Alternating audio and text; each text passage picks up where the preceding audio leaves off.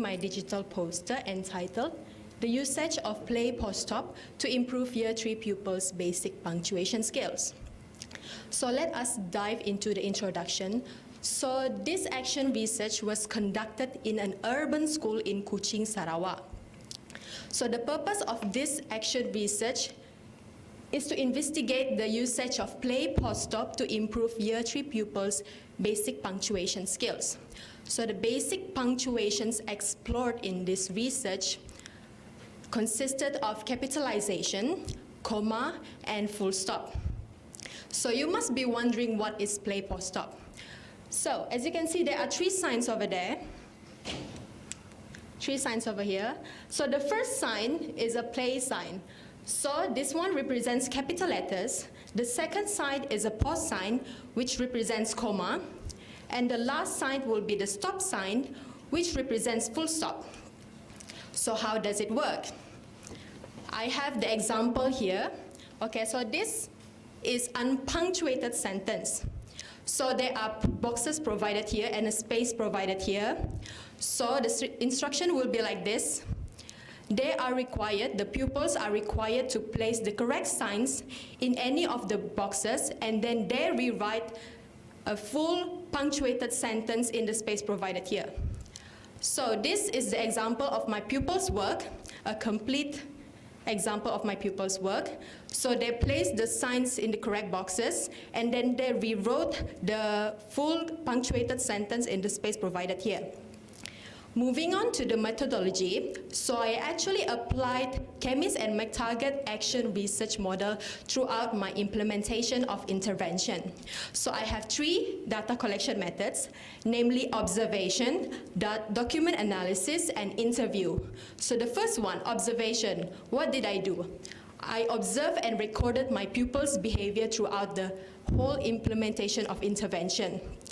Second one, document analysis, consists of two, pre-test and post-test. So what is the purpose of pre-test and post-test? Is to see whether they have shown improvement from pre-test to post-test 1 and to post-test 2. The next one, interview, is to seek responses and replies from the respondents or the pupils, the participants in my research. Okay, so moving on to the findings. Play post-stop has proved that it enhances pupils' learning of capitalization and punctuation by creating a fun and interactive learning. Okay, as you can see from the graph, it shows promising improvements from cycle 1 to cycle 2. And the most, okay, for your information, these are pseudonyms, so I will not reveal any of my pupils' real name. So as you can see, Ivory has shown a drastic improvement from pre-test to post-test 1, from 8 to 23. And Harold has shown a major improvement from post-test 1 to post-test 2. So what is the importance of the correct use of punctuation? So according to Abdul Rauf and Muhammad Said 2021, correct use of punctuation actually helps the learners in daily life to convey the message clearly. So according to the table or the figure 2.0, the pupils have shown improvements from pre-test to post-test 1 and to post-test 2. One pupil managed to score full marks, which is 29 out of 29, and three pupils almost managed to score full marks, which is 27 and 28. So it shows that the concept of play post-stop actually helped them to improve basic punctuation skills, especially in the usage of capitalization, comma, and full stop. Why? Because play post-stop actually managed to deliver its input in a fun and meaningful way. As you can see, the one that I showed you just now, they actually can play with the stickers. They can actually paste the stickers and remove the sticker anytime they want, and they rewrite the sentence in the space provided. So for them, it's a fun learning. Not only that, play post-stop also helps me to improve my teaching practice as a teacher in basic punctuation skills. So my teaching practice has moved from teacher-centered to student-centered. So why is it important for student student-centered activities to be conducted in the classroom is because it helps to promote or encourage pupils to be more engaged and active in the learning session. To summarize, play post-op improve basic punctuation among year 3 pupils, namely capitalization, comma, and full stop. And the next one is to improve my teaching practice as a teacher in basic punctuation skills. Hence, it is recommended for all teachers to apply the concept of play post-op in their classroom to teach these basic punctuations, namely capitalization, comma, and full stop. These are my references, and that is all from me. Thank you for your attention. Okay, thank you, Ms. Stephanie, for the first presentation. Okay, I would like to open the questions to the floor if you have any questions, or also for the judges, if you have any questions. Yes. Sir.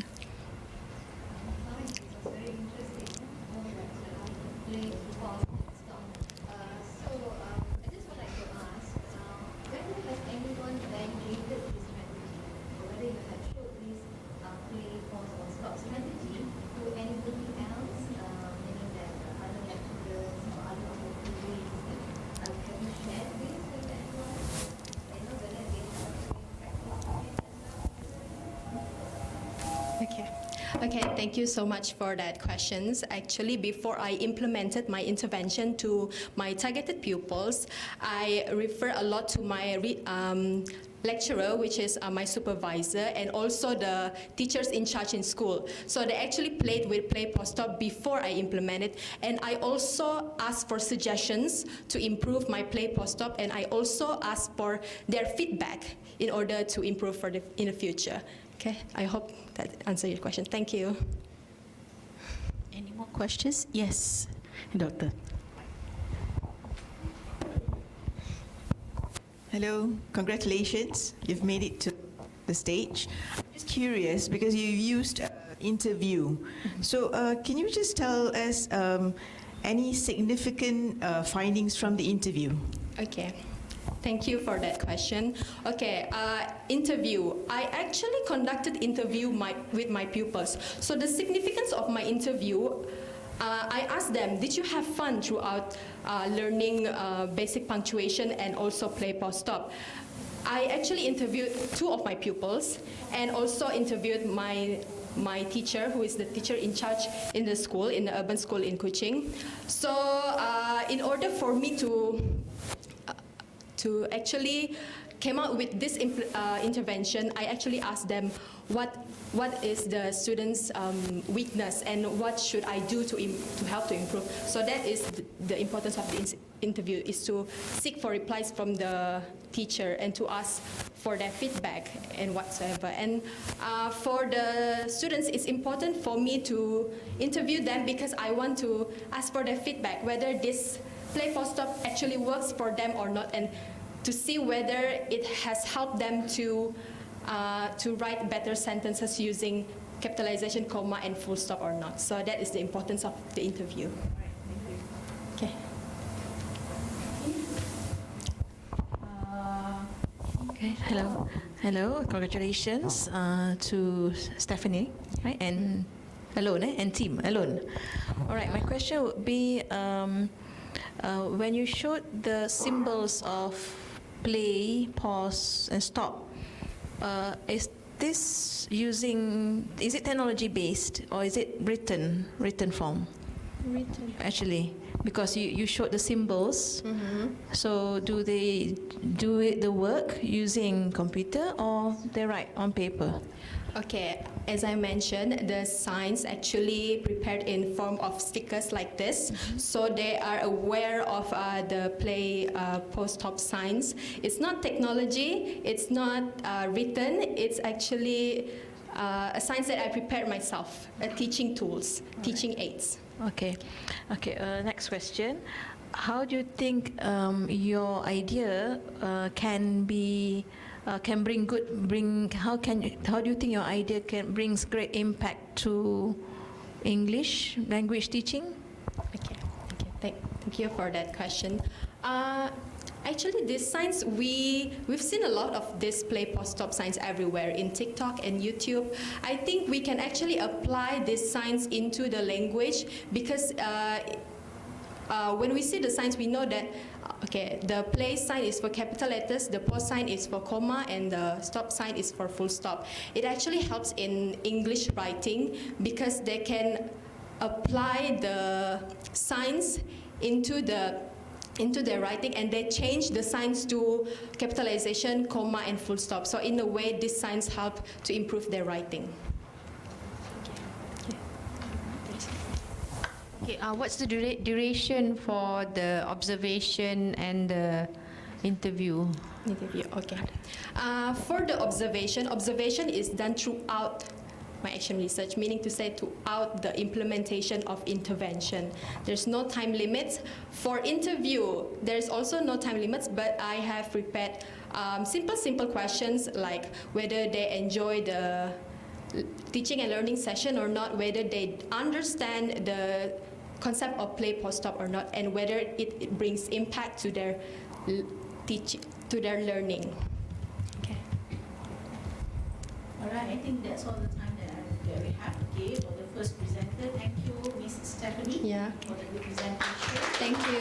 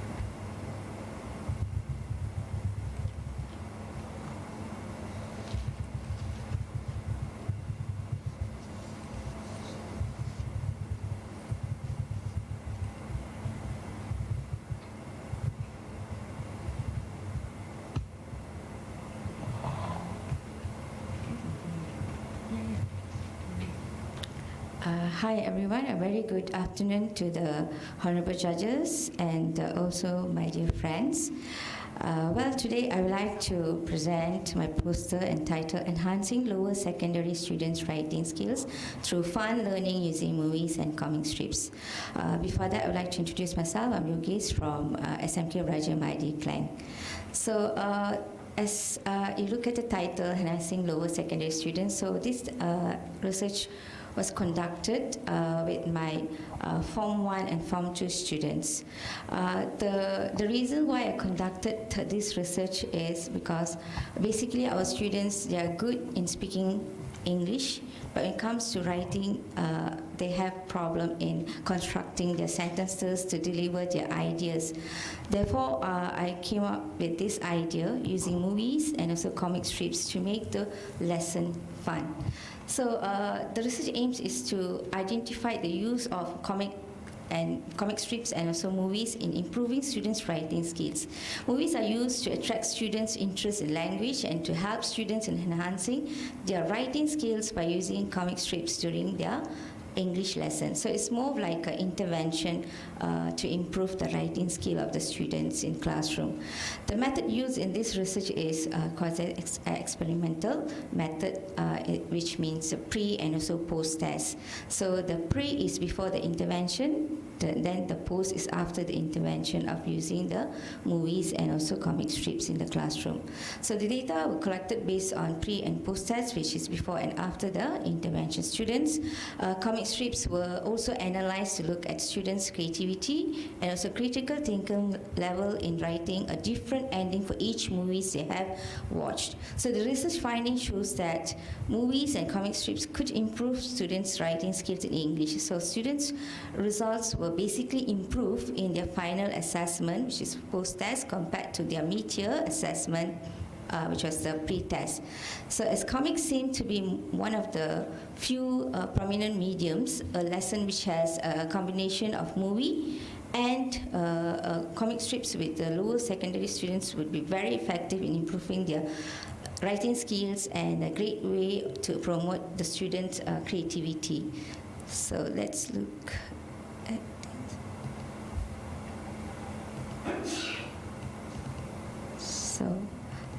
so basically this is like a project-based lesson.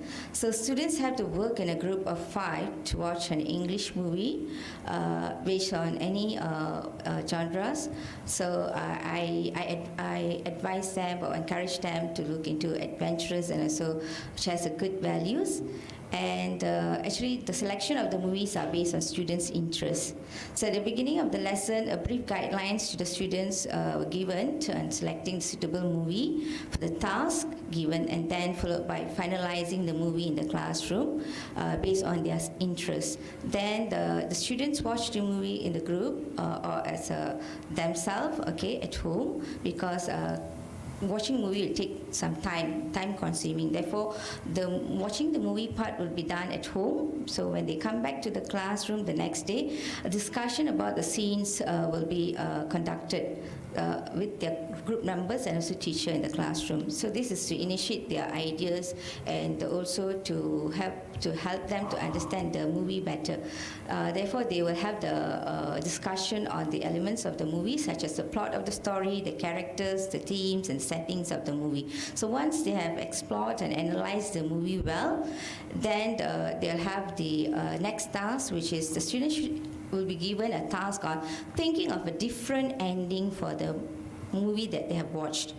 They don't have to be typically stick to the ending of the movie that they have watched, so they have to discuss and come up with a different ending for the movie. So this will be done as a group too. And once they have discussed, they have to come up with the comic strips. So I think I have passed some of the example to the judges. So this is based on their discussion and the outcome of the comic strips based on the movies that they've watched.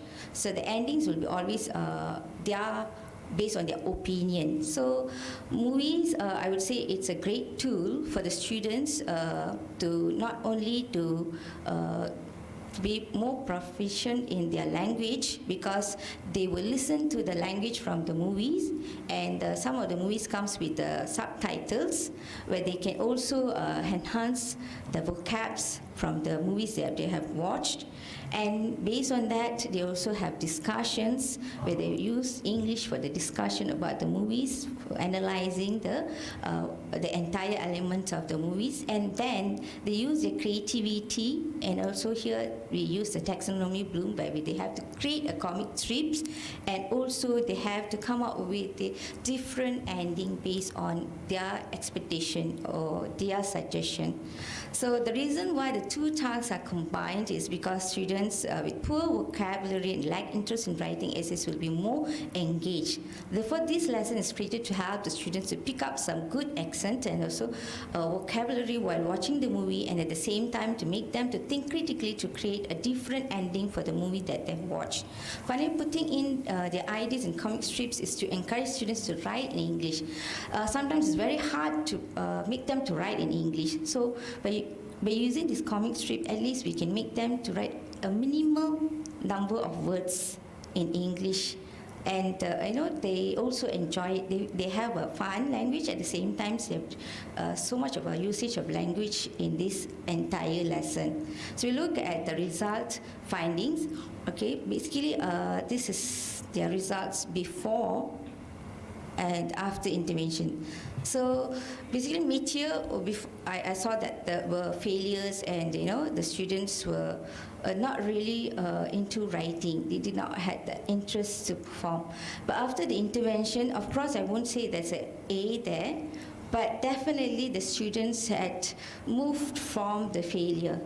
So it shows that the students had slowly shown their interest and improved in their writing.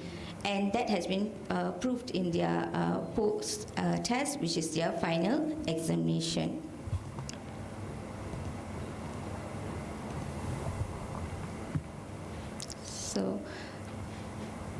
So the benefits of using movies in the ESL classroom is students can hone their analytical skills by analyzing film scenes using the theories and concepts they are studying.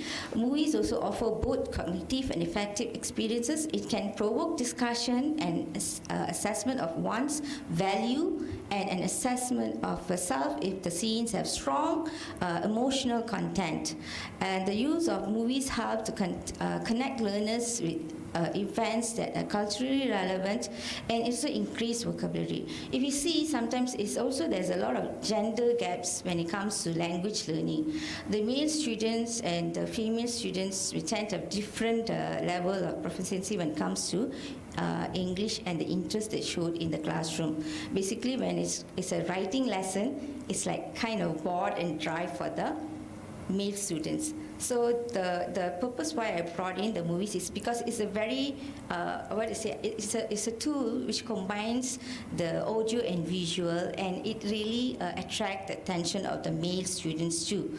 And that's why you can see I've given there two different modules. One is produced by the girls group, and the other one produced by the male groups. So when you look at the male students, they try to go for the genres like which is very relevant to them, like heroisms and so on.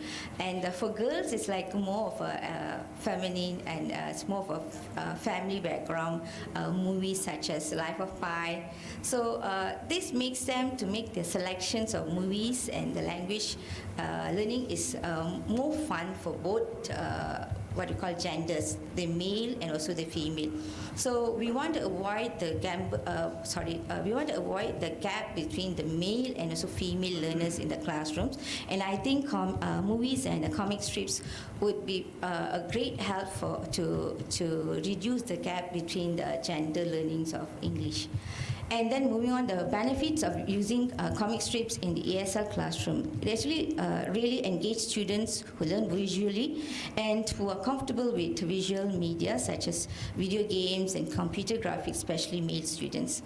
Open a student's mind to new ways of storytelling and increase their imagination through the unique combination of text and pictures used in comic strips to convey the story. And it also develop writing skills. By becoming familiar to the structure of comics, students will better understand of logic and continuity in a narrative. And it also stated by Drullett in 2010 that he argues that using comics can become good prompts for writing topics. And I think I would like to conclude by saying that movies and comic strips are good tools to be used in classroom. Thank you. Thank you. All right. Are there any questions from the floor of the judges? Hello. Okay. Congratulations on this project using movies and comic strips. Thank you, Doctor. All right. My question is on the results. You presented here the result is based on the mid-year exam and the year-end exam. Yes. So in relation to what you have presented using movies and comic strips, what kind of questions did you give in the mid-year and year-end exam that reflected what you used or what the students did? Yeah. So it's basically on the film reviews.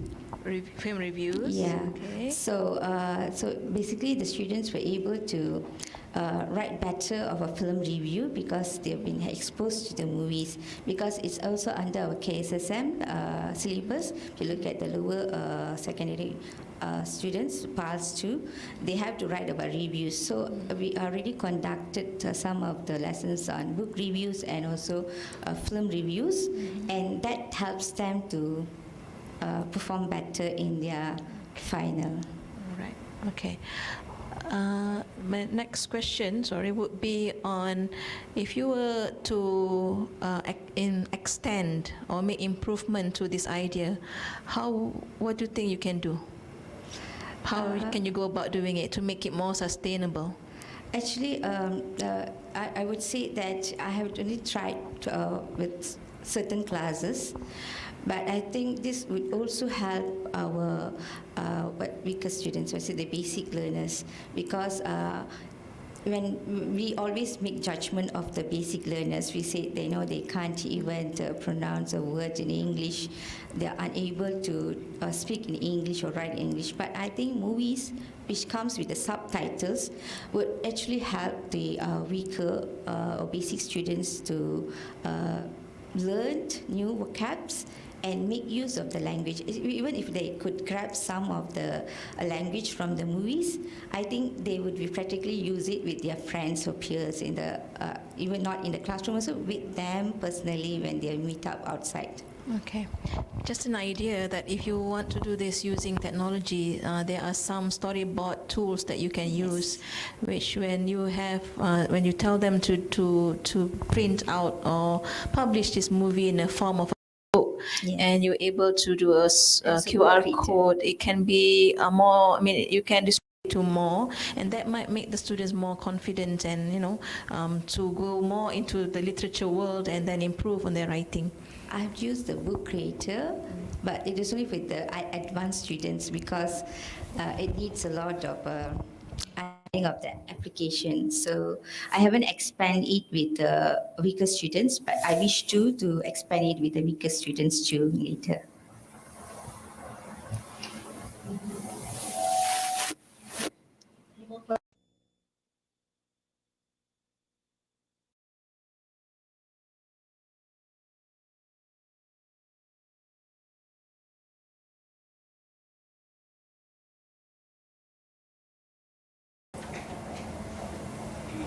All right, now we are moving on to the third presentation. So I would like to call Miss Avisha Veronica Law, from IPGKBA with her title, Using Jazz Chance to Improve Year 5 Pupils' Application of Present Continuous Tense.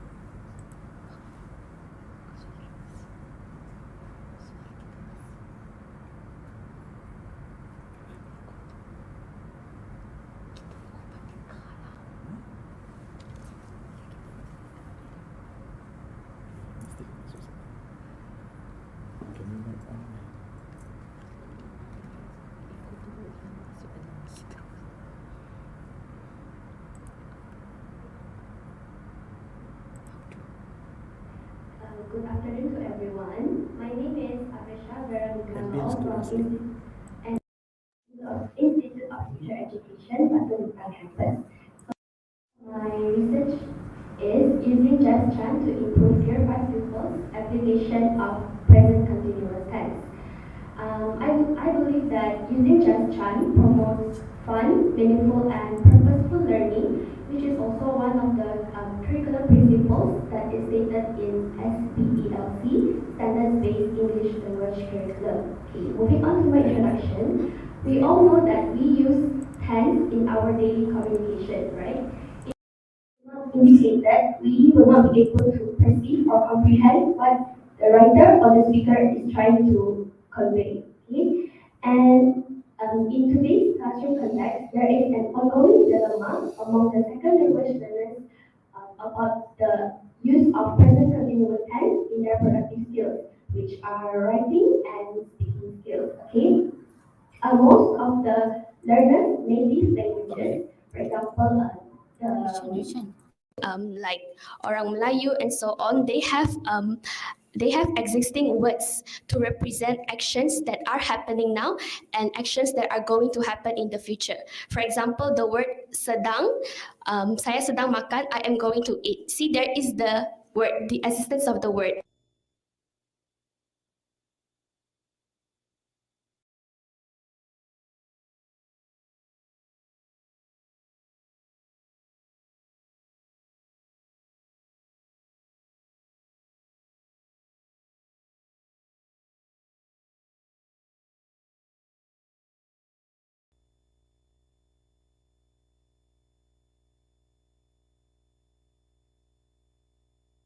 A message correctly when talking about actions that are happening now or in the future.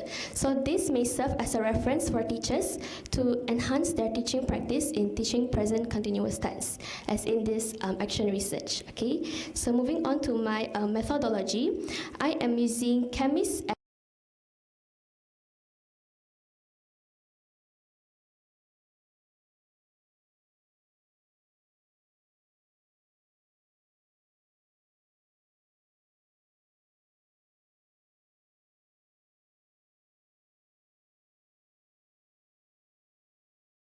When it comes to present continuous tense, and I also administered a pre-test among the pupils to test their knowledge of present continuous tense. And moving on to my action stage, and this I actually implemented my Jess Chan. Okay, so Jess Chan, Karen Graham is actually the creator of Jess Chan, and actually she's suggested that a lesson with Jess Chan should consist of several stages to ensure the smooth flow of the lesson. Okay, as for my research,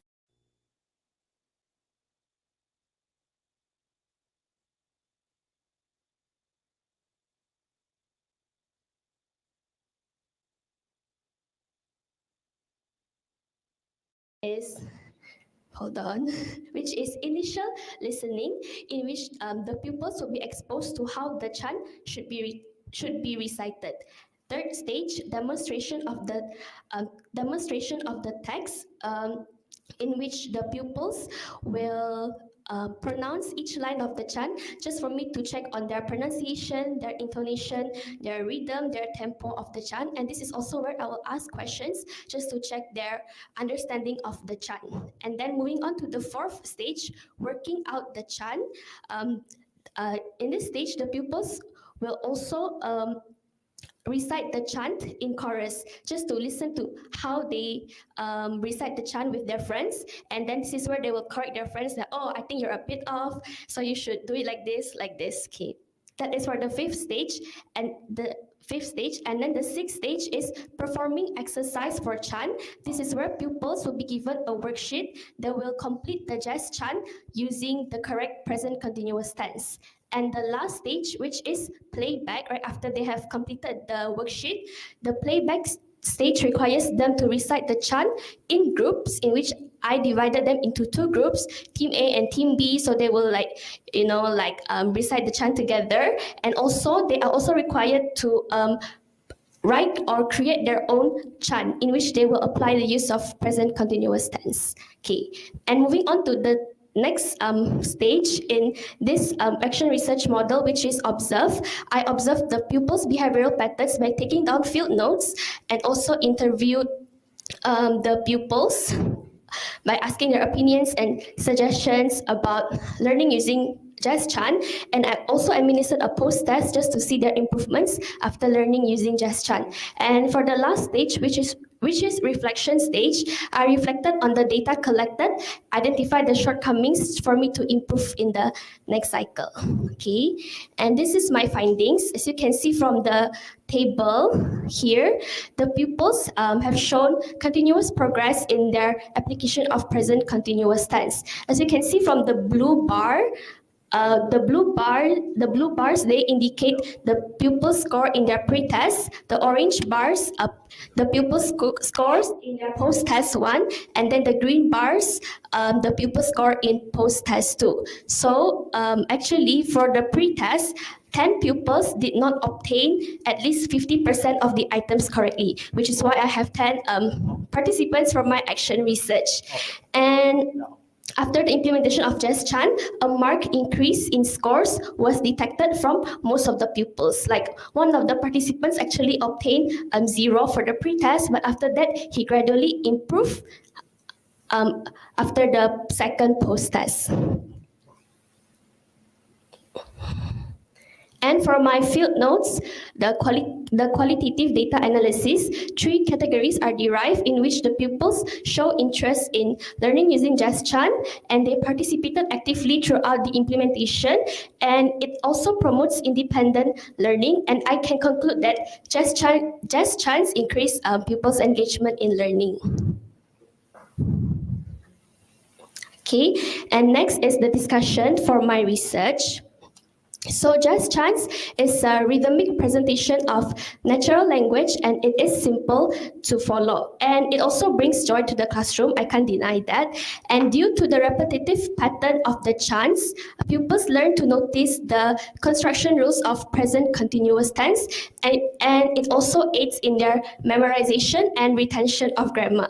And this is actually corresponding to a theory, which is a theory by Richard Smith, which is called Noticing Hypothesis in Second Language Acquisition.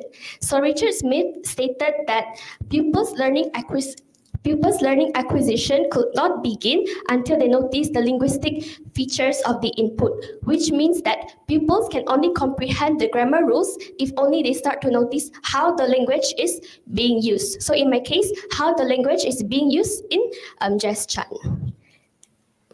So for my conclusion, in summary, this research has actually improved my teaching practice of present continuous tense among Year 5 pupils and improved Year 5 pupils' application of present continuous tense using Jazz Chans. And I believe that the implementation of Jazz Chans can be integrated in English lessons, as it provides a decent effect in improving pupils' application of present continuous tense. And also, the 7 stages in which I have explained just now should also be closely applied by teachers when they use Jazz Chans in classroom, as it is constructed in an orderly manner for pupils to follow the flow of the lesson. So that is all from my presentation. With that, thank you. Thank you, Ms. Abisha. All right, so I would like to open to the floor if there is any question.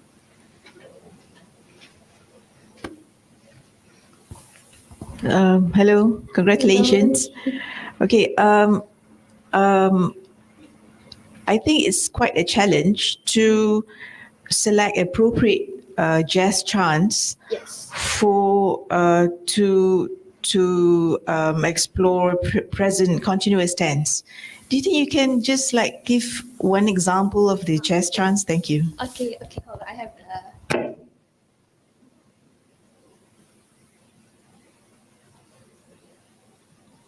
Okay, just for extra information, all the chants that I use in this chant are created by me. Yeah, I created all the chants.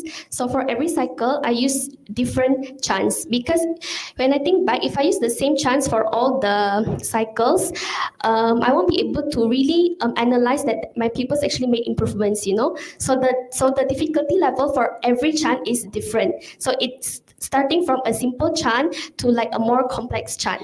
Okay, so this is an example of the chant that I use for my first cycle, session 1. Session 1 first cycle. Okay.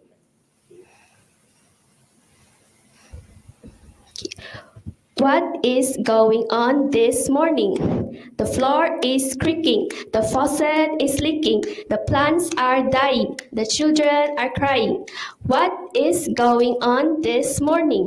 The toast is not burning, the water is not boiling, the kettles are not whistling, the cars are not starting. What is going on this morning? Dad is searching for his coat. Mom is making breakfast for us. My siblings are playing games. I am brushing my teeth. What is going on this morning? Everyone is running around the house. Oh, what a chaotic morning. Okay, so yeah, that is an example of my gesture. Any other questions from the floor? All right, no questions? Yeah. Okay.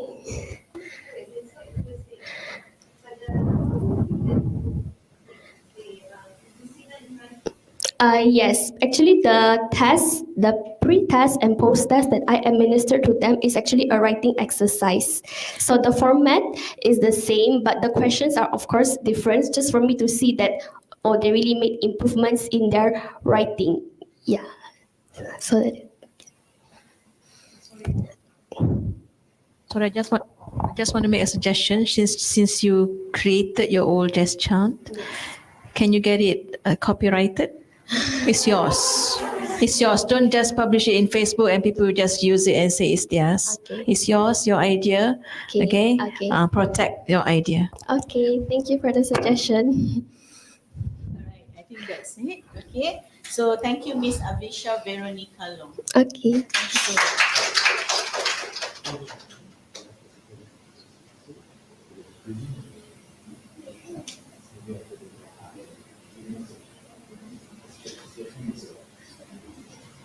All right, we are now going to move on to the fourth presentation from SK Batu Lancang.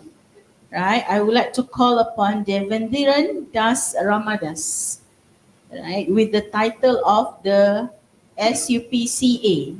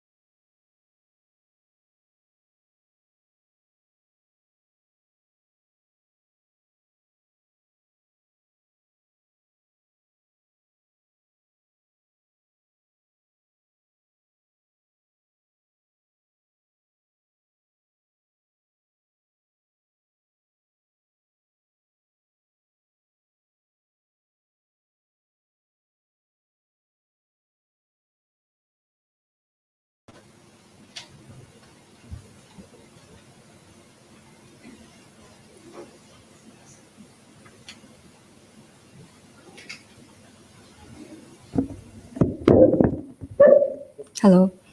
All right, thank you very much for coming to my presentation today. Good afternoon to the panel judges and to all those who are present here. And thank you for giving me your willing ears to focus on my presentation today, which is about text selection and preferences of Malaysian students while reading on smartphones. My name is Oh Chen Mei, and I'm from College Matrikulasi Negeri Sembilan. Before I begin this presentation, let me ask you guys this question. What do you look for when you look at your phones? How do you actually decide what kinds of text to read, and what criteria do you use when you choose text to read on your smartphones? Well, as we can observe over here, smartphones are becoming a very commonly used device nowadays. However, the question remains because the myriad of texts that are available on the smartphones pose as a challenge for a lot of readers. How do we actually decide what to read? And how do we know which articles are actually good for us, which articles are not? So, and at the same time, besides having a lot of amount of text on the smartphones, the layout of the smartphones makes it a challenge as well, because reading on smartphones are different compared to reading on laptops. Therefore, this challenge is actually a very important area to look at, because the selection of text on the smartphones affect the readers as they read on the smartphones. What I mean is that as they read, it affects their language skills, their reading skills, as their eyes move towards the text and as they try to comprehend what they're reading. And this is especially very important for L2 students. So my question here today is, how do Malaysian students select what to read, and what do they actually read when they look at their smartphones? And this is a very important area of research, especially for educators and teachers alike, because the findings could be used by them to structure the reading paths that maximize the potential use of smartphones as a reading tool. Currently, it is just in their pockets, and we can see our students, taking them out and looking at them every time, few times a day. But how can we actually structure the reading paths for them so that they can use it in a better way? And another way for educators and teachers is that to use these findings here as a guide for students, to guide their students in developing skills which are meaningful and significant for them when they're reading. This is so that they're able to have better comprehension rather than just scrolling through and just skimming and scanning for keywords. We want to try to encourage them to do deeper reading. We can observe here now that a lot of people are actually not picking up books. A lot of things are all read digitally. And it's not just digital things we're talking about, like tablets and laptops. Actually, a lot of people look at smartphones, but the layout of the smartphones actually pose a challenge. So this is actually a preliminary finding where I'm actually just looking out at what are the text selection, how students select text and what do they prefer to read when they're reading, so that after when we find out what they are doing, then we're able to guide them to the to better paths, better places, to lead and guide them to better comprehension levels when they look at their smartphones. So, and I hope that in the long term, this will be able to improve their language skills. And the method that I've used here is that it's an interpretive qualitative case study where 12 students have been selected, and their screen recordings from their phones were actually collected, and observations were made on their screen recordings. At the same time, open-ended interviews were carried out on them to gain deeper insights on what went through their minds as they scroll their phones and look for items to read. And the analysis is done based on thematic analysis using comparative analysis coding methods by Sharmas. So I've divided my findings into 4 different themes. First, we'll look at the texts that they are frequently engaged with. And what we can see over here is that the texts are actually searched using 2 different kinds of methods. They are either actively searched for or passively received. So when students actively search for text, they usually use browser applications such as Google search engines. And usually when they search for text, it's either based on their interests or sometimes it is directed by the teacher as well. When it is on their own, in their own rooms, in their own natural time, then of course it's based on their own interests. Something will invoke their curiosity, and then they open their smartphones and then they just search for something and then they read. But these kind of searches are usually aimed towards utility or academic purposes. There is some kind of knowledge that they want to gain. So they will open based on their interest and then they actively search for something. Another side of where you can see how students engage with text is that they passively receive them.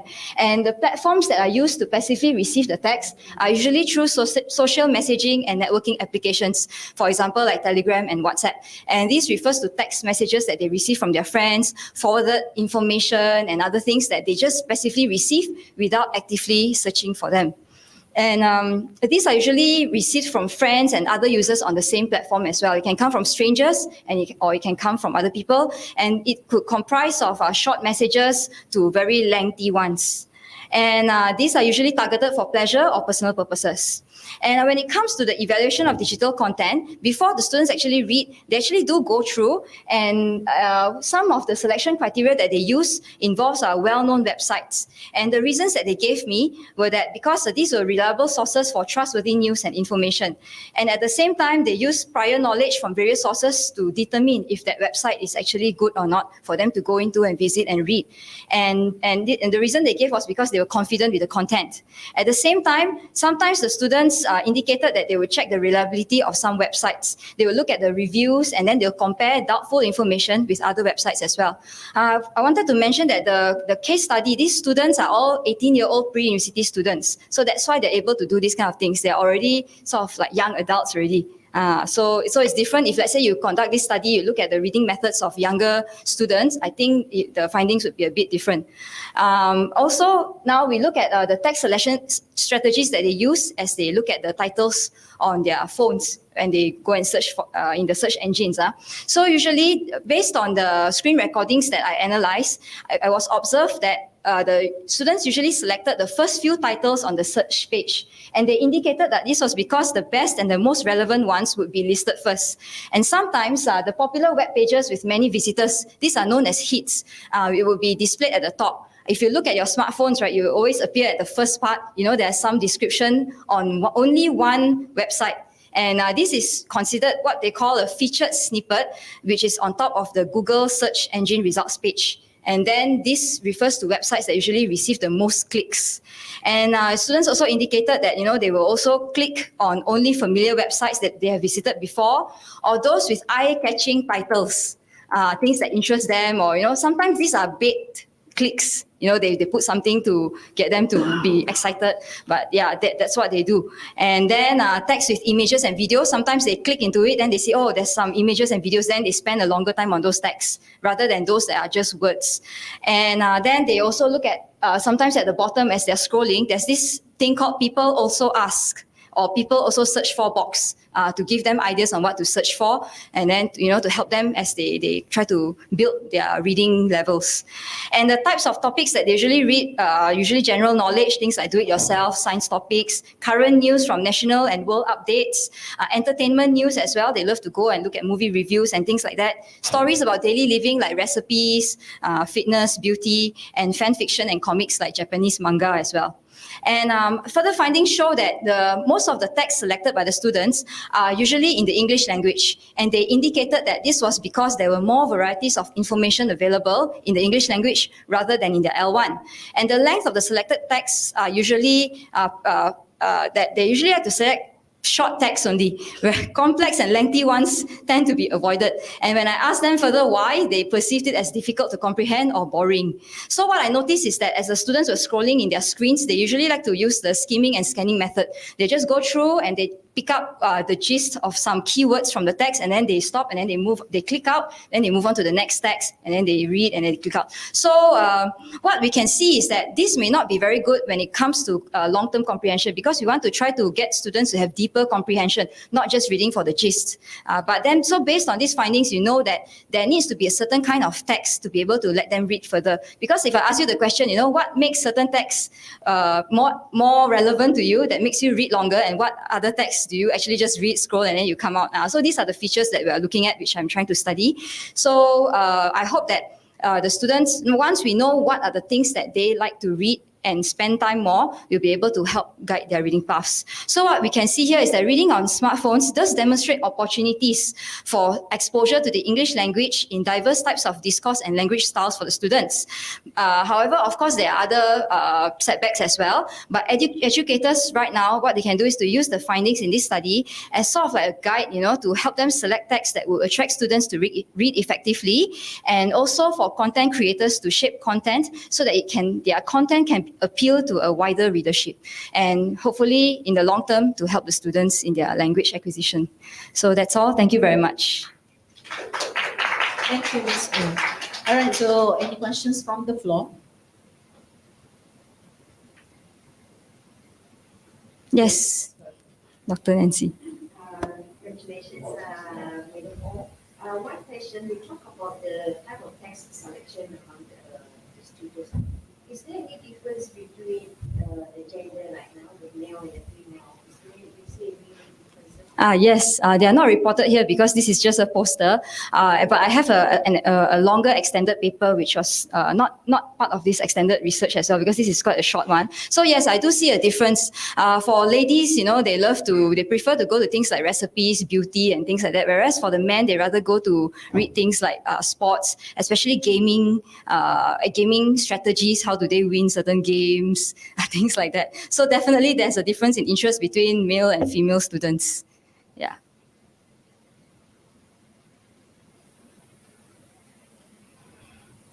Congratulations. You said it's a preliminary study. Yes. So what's next? What do you think can... Yes, because this is actually just showing it on the surface of what the students engage with on the text. So the following one, using the same kind of data, would be to actually investigate their behavior, their navigation patterns, how fast they read, how long do they spend on the text. And then when I mentioned things like skimming and scanning, so to find out what are they actually skimming and scanning for, the details. So to go in further and deeper into their behavior as well, the environment that they set. They set the environment for reading and the actions that they do after that. So it's actually a very long research that will take a long time. So a lot of findings, a lot of rich data, but a lot of time will be needed to go through all of them one by one. Yeah. Any other questions? I think I can ask one question here. Okay, sure.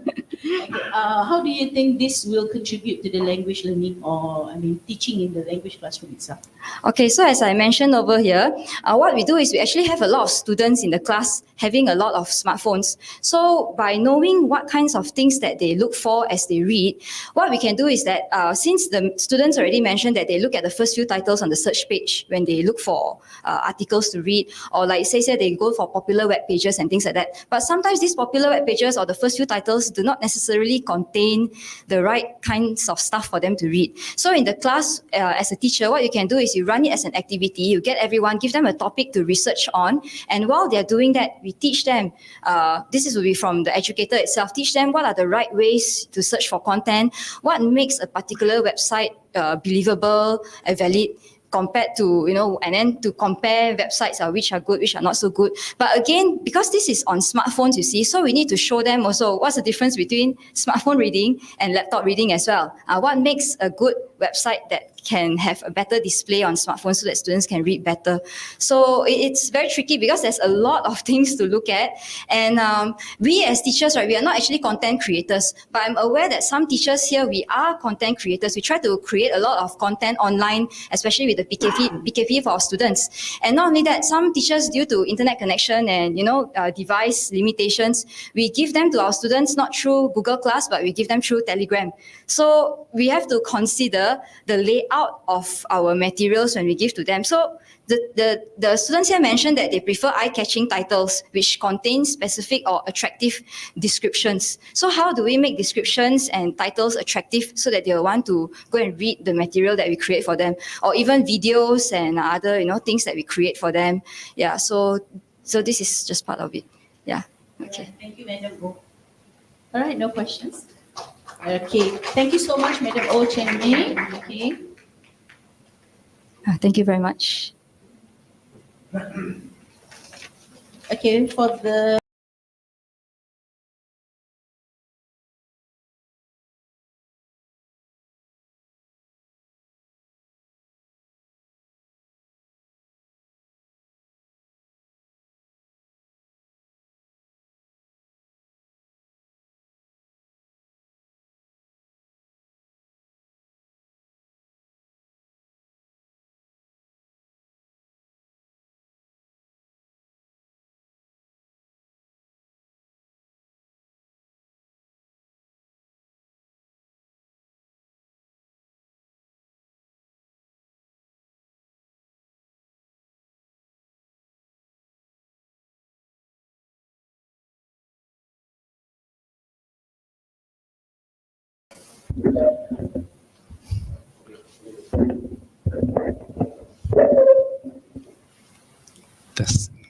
That's correct. Technology has become an inevitable part for education purposes. And during the COVID-19 pandemic, technology had become our best companion, our best friend, our best brother, best sister. We should be facing our pupils, but however, we had been facing the screen most of the time during the COVID-19 pandemic. So my question will be, were the teachers willing to use technology voluntarily during the COVID-19 pandemic? What can we do to foster the teachers' acceptance towards the technology? Good afternoon to honorable judges, ladies and gentlemen. So today, myself, Teo Wen Chun, and also my co-author, Professor Dr. Melumat Nur Yunus from UKM, we had come up with this poster entitled Exploring English Teachers' Technology Acceptance and the COVID-19 Pandemic for Sustainable Education, a Systematic Review. So in terms of the introduction, I will mention more towards the problem statement. Because since technology becomes an unavoidable part in our teaching career, so we would like to make sure that teachers would integrate technology for teaching and learning most of the time. So that's why this systematic review paper is here, because we would like to investigate what was the teachers' technology acceptance level during the COVID-19 pandemic, and what were the factors that affecting them in using or their intention in using technology. So in terms of the methodology, we had adopted PRISMA 2020 statement. Ladies and gentlemen, PRISMA is called, its full name is called Preferred Reporting Items for Systematic Reviews and Meta-Analysis. So it is some sort of a systematic ways of to review, to do literature review. So basically, there are three phases, which are identification, screening, and also included. All right. So if we look at the poster, actually we had identified through a total of 700 plus articles from Scopus and WOS databases. And then we had go through the process of deduplication, because there are articles that might be duplicating from between both databases. And then there are articles which were removed because they were marked as ineligible or irrelevant to the study. So also because when you want to search for articles manually, you definitely need to have search strings. So dear judges, you may refer to a table 1 for the search strings that I use in my to look for the articles from Scopus and Web of Science databases. So in the screening process, I had 308 remaining articles, and I had go through each of them with a set of inclusion and exclusion criteria. So some of the criteria, like the perception, types of the article, the language, publication year, research design, and also the use of technology acceptance theory. So dear judges, you may refer to the table 2 for the inclusion exclusion criteria. So after I go through the process of screening, there will be 204 articles excluded due to their targeted respondents were not teachers, and they were either teacher trainee, also students, etc. All right, and also these studies, some of the studies were not done during the COVID-19 pandemic, and also the articles were not written in English, so they would exclude as well. So all in all, we have 22 articles included for this systematic review, which were analyzed by me and also my co-author to answer the 2 research questions of this study. The number 1 is their teachers' acceptance level towards technology during the COVID-19 pandemic, and also the factors affecting their intention or use of technology during the pandemic. So if we look at the findings and the poster, we could notice that there is an interesting fact that there are 13 articles which did not mention the technology acceptance level. Why? Because they did not show the data of descriptive analysis. Ladies and gentlemen, the technology acceptance level was identified based on their descriptive statistics, which is the mean score. For example, if the researcher, they conduct a survey research and they use, for example, 5-point Likert scale, 1, 2, 3, 4, 5. So you divide it into 3, there will be 1.33 for each level. So we have divided into high, moderate, and low. So based on the scale, the interpretation, the table interpretation, it is noticed that there are 7 articles which were categorized as the teachers have high level of technology acceptance. However, there were 2 articles which identified that English teachers had a moderate level of acceptance toward technology. Why? Because these articles reported that the studies were conducted in developing countries, which means that these countries might not have sufficient technological tools or resources to conduct emergency remote teaching during the COVID-19 pandemic, and this is why it happened. So next one. In terms of the factors affecting the intention to accept technology during the pandemic, it is noticed that you'll notice that there are some factors which were merged together because the factors are actually similar. For example, PU in TAM model and also PE in the UTOP model. They are actually talking about the same thing, which is talking about if technology is useful, then they will use the technology. So it is noticed that most English teachers, they found that if they realize that technology is useful, so they will use it. And then there are some of the factors record. Number 2 is called perceived ease of use and effort expectancy, which means that if the English teachers found technology is easy to use, most of the teachers were keen to use technology to deliver lessons. And the next one will be attitude, social influence, and then the factors record number 3 will be facilitating condition, which talks about the technology, resources, and tools. All right. So based on the findings that I show here, I can make a simple conclusion that actually how English teachers perceive on technology and its usefulness and ease of use, the amount of support received and influence of colleagues and peers may interfere their level of intention in using technology. So as conclusion, in terms of, instead of conclusion, I might be talking about the implication of this study. Why do I do this research with my co-author? Actually, there are 2 reasons. Number 1, I am interested to know whether the teachers want to use technology because they were forced to do so or they were willing to do so. And number 2, will the teachers use technology because of the COVID-19 pandemic? It might foster teachers to use technology in another way around. So will they be continuing to use technology after the COVID-19 pandemic? I will be presenting the data of this study, maybe Icel 2023. All right, and then I hope that the result of this finding of this study may contribute to the stakeholders, because as an administrators or policymakers, actually we can look at those factors that might affect the teachers in using technology the most, so that we can tackle with the strategies. For example, if the teachers find technology is useful, so as an administrator, can we come up with a CPD or a course to let them know how useful a technological tool or application is? Yes, we can.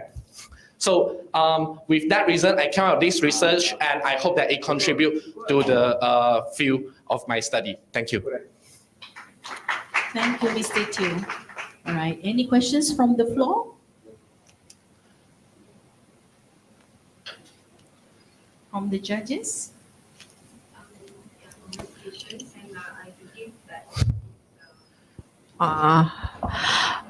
Okay.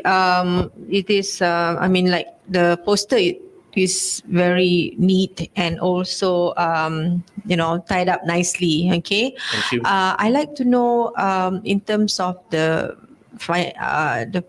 findings. Yeah. When you selected the papers, are those studies from Southeast Asia or other countries? Okay, thank you for the question.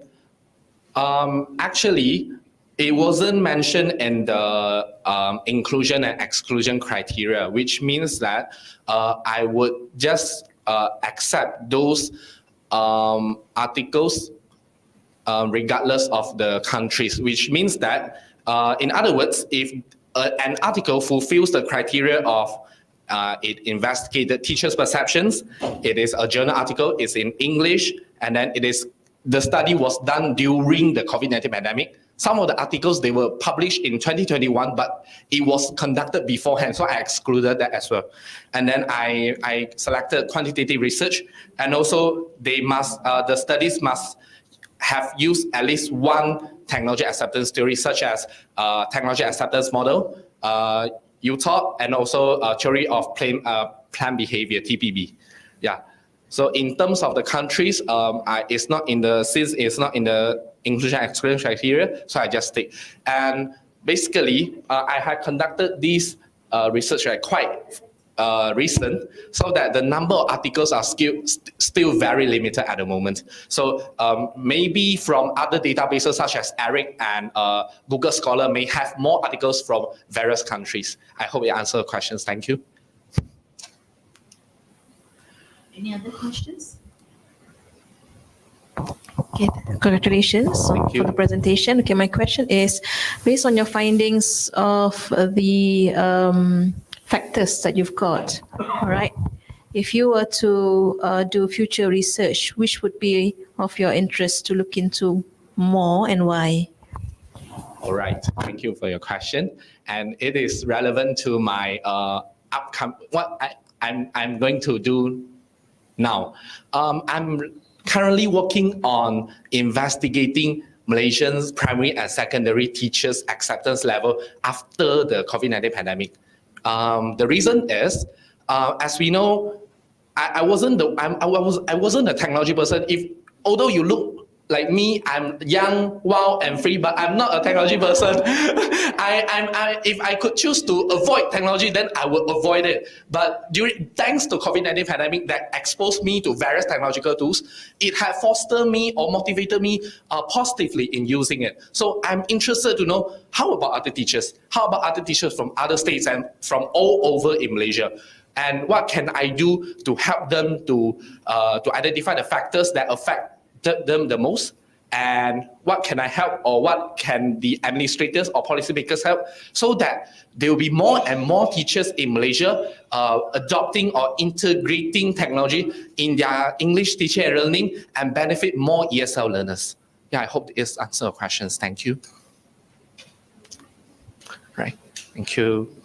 All right, thank you very much to Mr. Teo Win Chui, with his title Exploring English Teachers.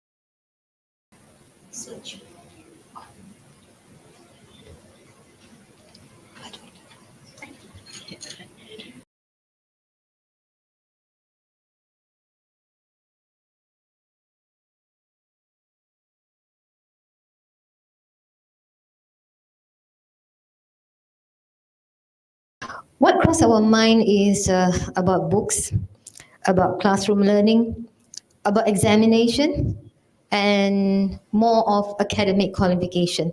But this is actually different in vocational education, where vocational education, it emphasizes on skill-based learning. Then that will be the focus of our intervention for this intervention. Yeah. Okay, so thank you everyone for being here, either virtually or physically. I am Rajalakshmi from College Vocational Arau, and today and this evening I would like to share an intervention a very initial intervention which my team and I have started on.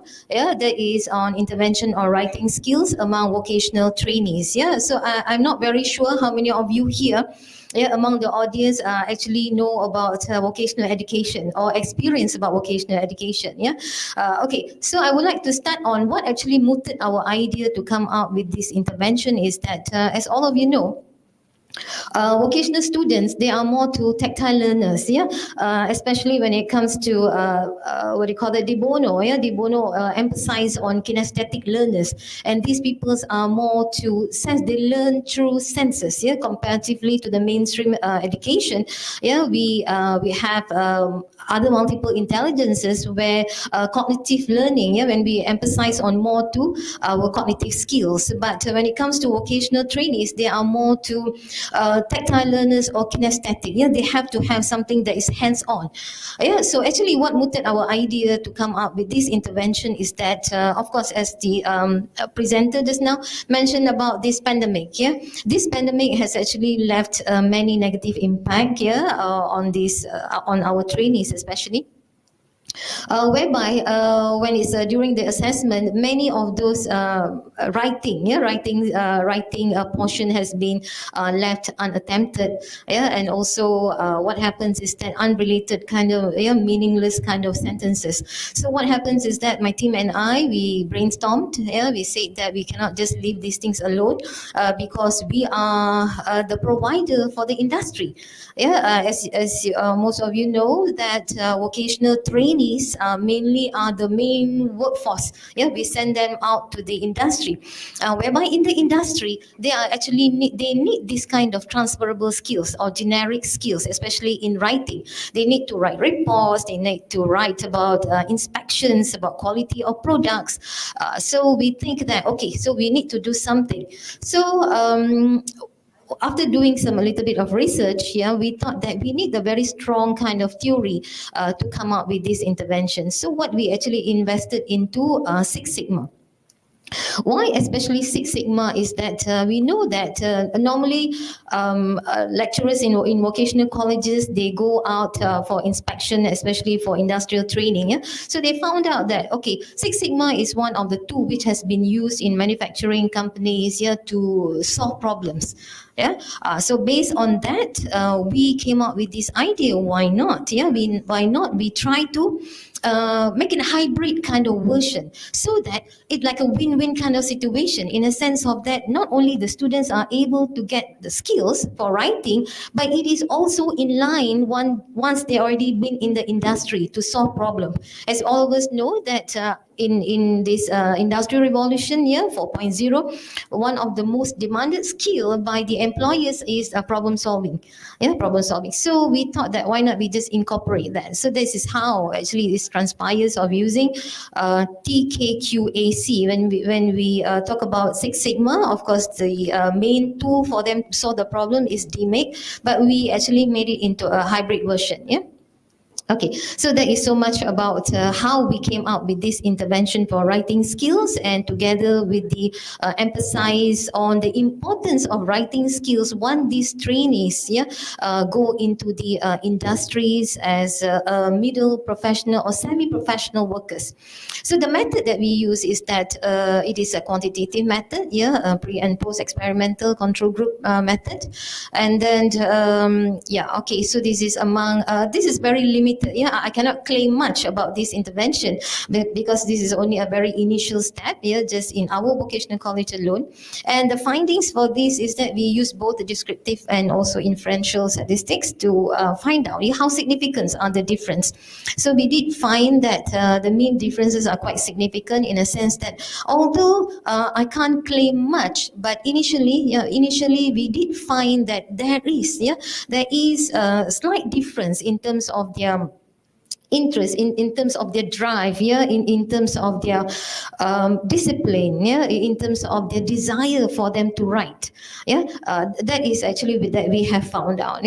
Okay, so what we did was that we the 5 steps problem solving tool which has been used by Six Sigma, we make it into a hybrid version of TKQAC. That stands for Team, Keywords, Question, Answer, and also cross-check.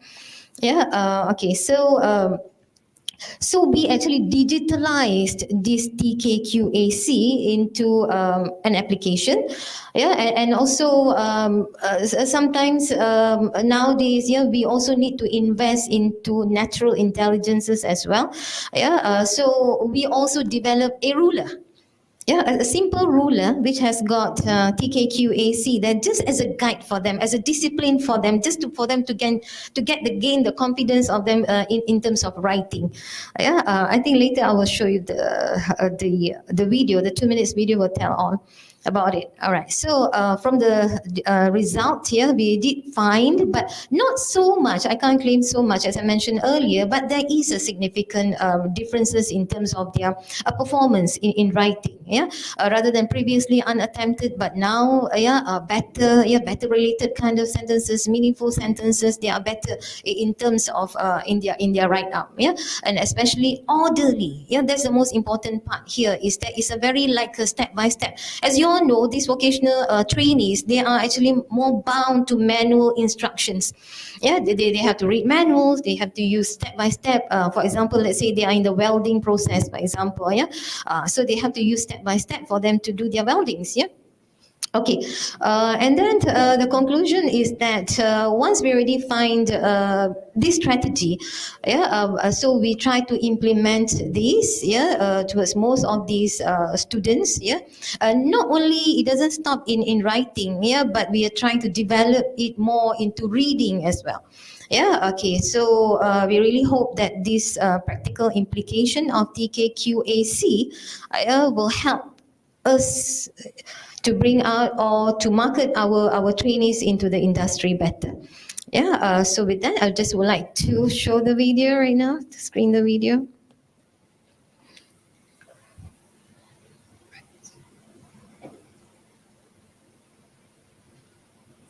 Oh, it's there.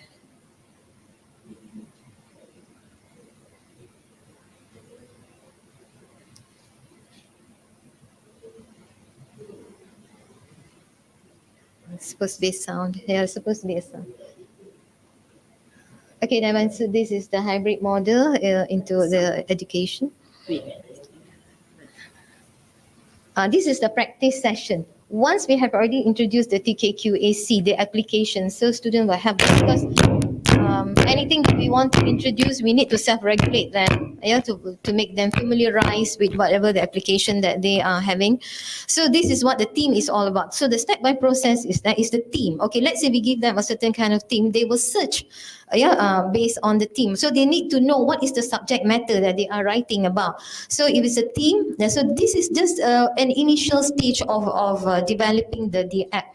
And then later they find the similar keywords, yeah, or the relevant keywords for them to include into their writing. So this is a basic discipline for them, because once they already got some tools for them to write, they are much more, they have more confidence, yeah, in terms of their self-regulation and also in terms of their competence for their performances. And so this is the app that we have actually designed. Okay, but we want to further it up. Yeah, we want to try to use it for other skills as well. This TKQAC, and they are quite happy in using. Yeah, in terms of our observation, they are quite happy in using this method. Yeah, this strategy, because they feel that it solves their writing problems. Yeah, I'm able to get quick references of the keywords. Yeah, and then they will self-question. That is the difficult part. That is the part which they find it still that we need to develop further, yeah, when it comes to self-checking, yeah, question and answer, and then they have to cross-check whether they have done a proper related write-up, yeah. Okay, so this is the, using TKQAC, right? Okay, so this is a very initial step, yeah, a very initial step, especially for vocational trainees, but I'm not very sure whether it can be applied for any of the mainstream students, but in the sense of my vocational college, this seems to be quite useful. Yeah, with that, I would like to end this with a quote of Stephen King, which says that a good writing is where we can remember the details. And TQKAC has done that with our trainees. With that, thank you very much. Thank you, Dr. Raja Lakshmi. Are there any questions from the floor?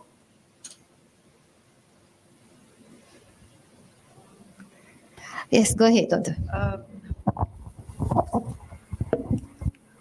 The instrumentation. All right. Okay.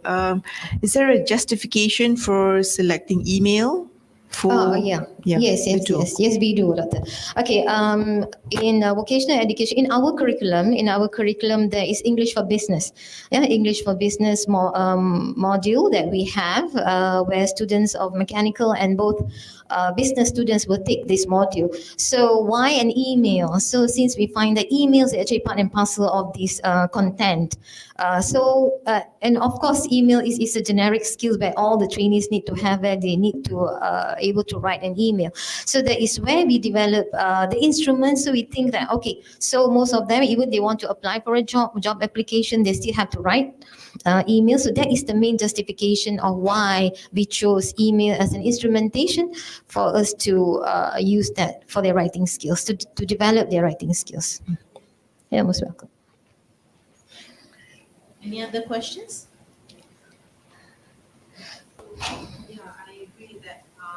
The approach to teach technical students, is different. Yeah, but you mentioned that they do take business comm. Yeah. English for business. Yeah. Is it applicable for social science students? This app. Social sciences. Yeah. Yes. Okay. Thank you, Doctor. We haven't tried. That's why I'm quite worried of claiming so much. Yeah, we haven't tried. But come to think of it, yeah, why not with social sciences? I'm not very actually exposed to social sciences in the mainstream kind of education. But when it comes to our business students, early childhood and all that, yeah, they do have. Yeah, they do. We can still apply. I think that we can still apply on that. Okay, thank you. Okay, I believe that's all the questions that we have. All right, for Dr. Raja Lakshmi Talia, thank you so much, Doctor. Yeah, thank you so much. All right.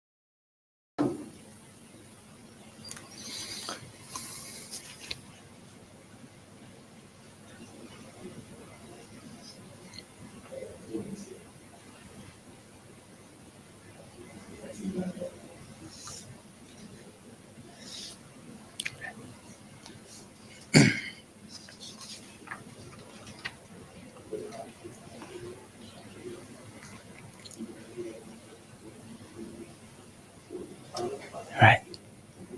May I begin, judges? Yes? All right, okay, so good evening, everyone. Good evening, judges. Thank you for your attendance here.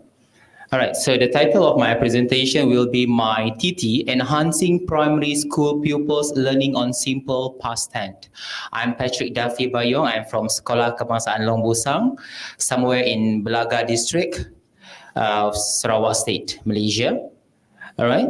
Okay, so what inspired me to create this my TT? Okay, or we call it as my tenses table. All right. Okay, so throughout the durations of 4 months of teaching these 24 primary school pupils who are my respondents of this study, actually, I realized that some of them were not able to use a simple past tense at simple sentence level correctly.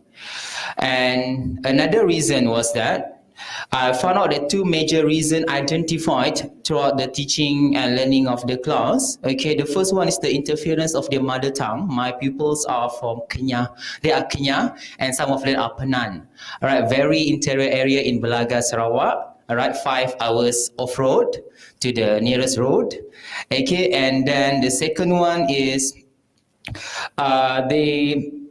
they are having, not to say poor knowledge, but they are lack knowledge in English language, including the vocabulary.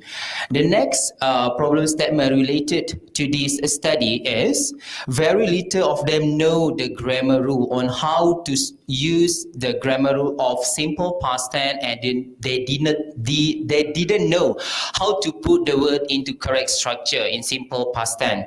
All right, and then last but not least, I did study their classroom-based assessment report for English language primary 3 when they were in primary 3, and I found out that more than half of the class, they are still at performance level 1 and 2.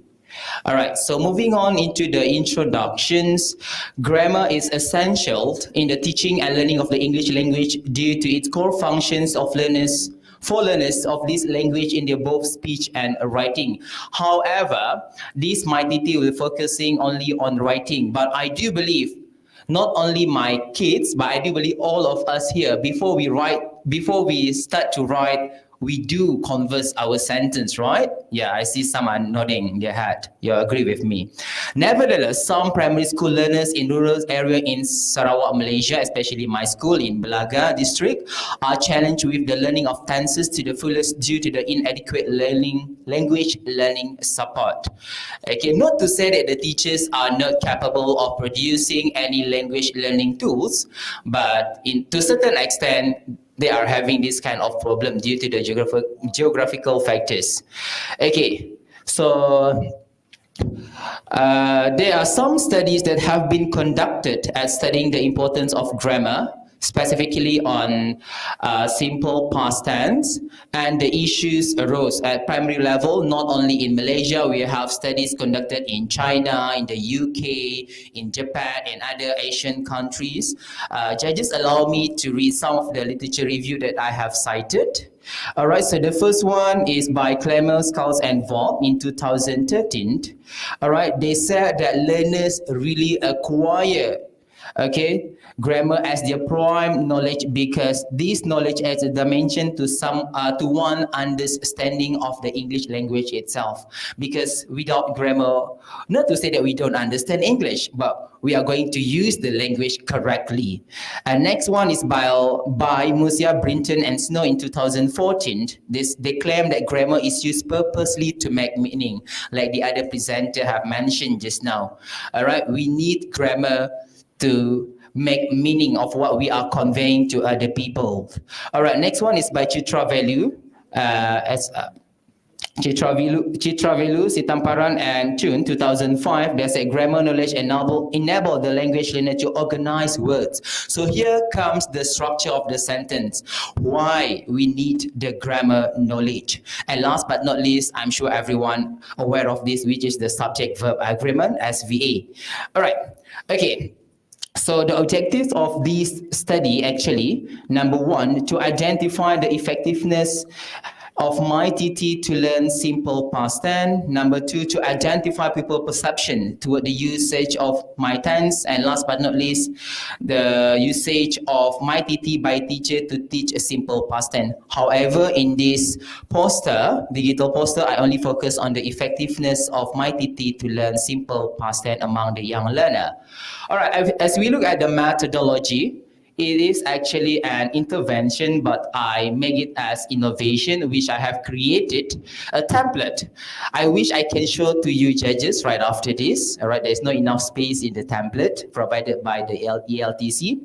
All right, so the aim is enhance primary school pupil learnings of simple past tense at a simple sentence level.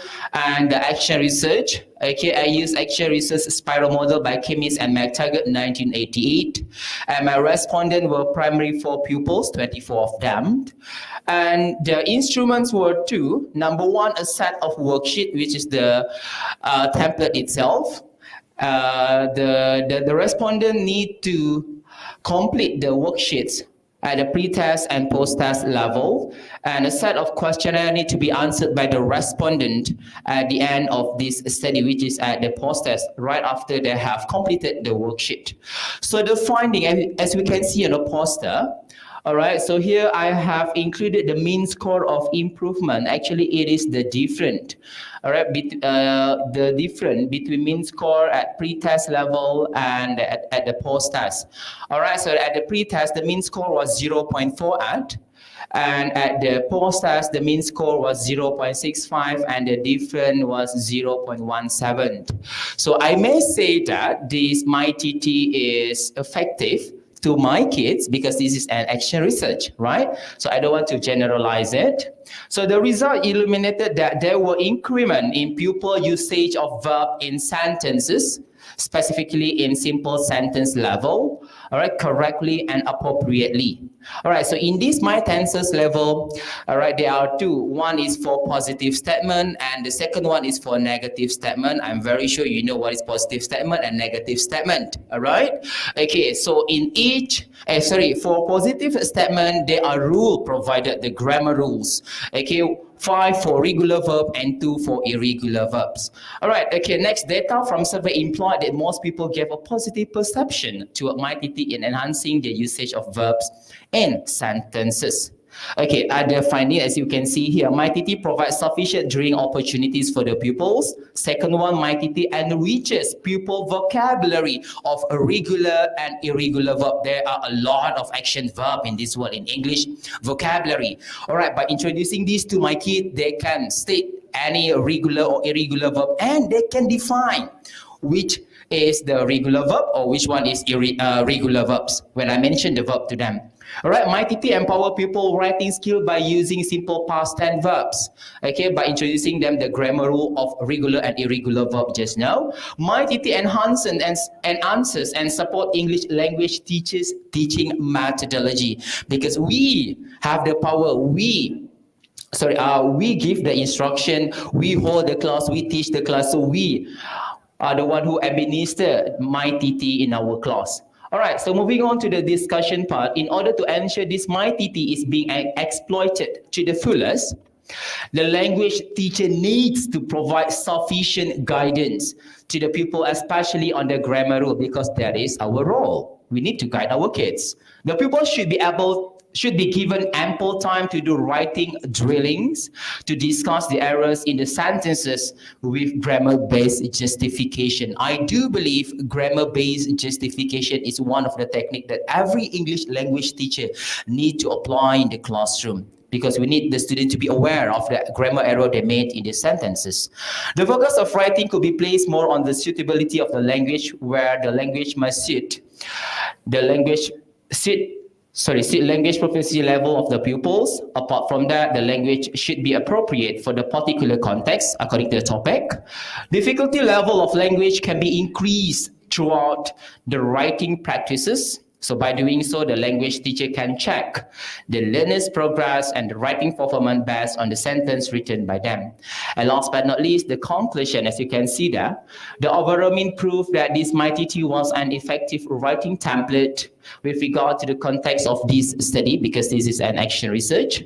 MyTT template will benefit English language teachers to the teachings of simple past tense at simple tenses level to the learners. And MyTT as a drilling tools or grammar module for national primary school pupils. I am working on it right now. And the completed MyTT by the pupils can be compiled as a reading material, which I have done with my kid. All right, so I think that's all from me. Thank you. Thank you, Mr. Patrick. Any questions? Sorry, the worksheet you mentioned just now? Is it all right? I show it to you. Allow me to check my laptop.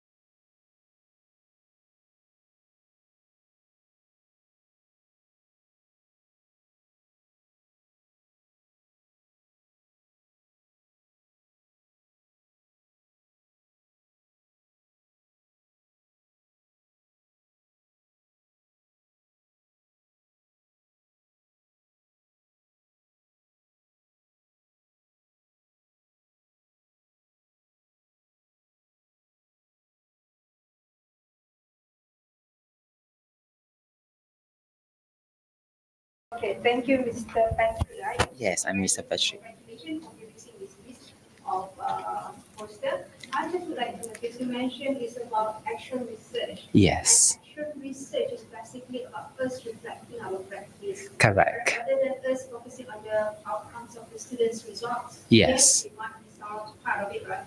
So how do you see this practice Influence my in your team. own yes? As I mentioned just now, all right, this MyTT is benefited teachers as well. Okay, how do I see it affected my teaching? Okay, in some of the instructions that I've given to them, and how do I use the proper language, the suitable language to get them to understand the grammar rule? Okay,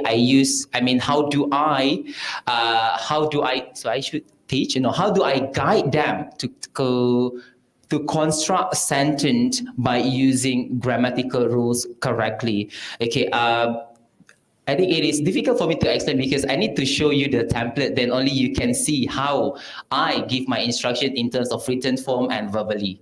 Yes. Yeah. Okay, you're welcome. I have one more question. Yes. Right. Congratulations for my TT. Doctor.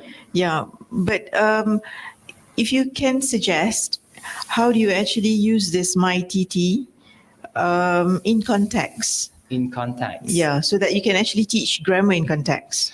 Okay, so like I mentioned just now, in context, in my POV, okay, for example, when we are teaching our kids according to the topic for food, for example. So what are the verbs that are irregular verbs and regular verb related to food? Like cut, make, cook, boil. Those are the verbs that I use to teach my kid in context. That's how I think about it, doctor. Correct me if I'm wrong. Any other questions from the floor? No? Okay, so thank you so much, Mr. Patrick Duffy Anak Bayun. Yes, all right. Thank you, everyone.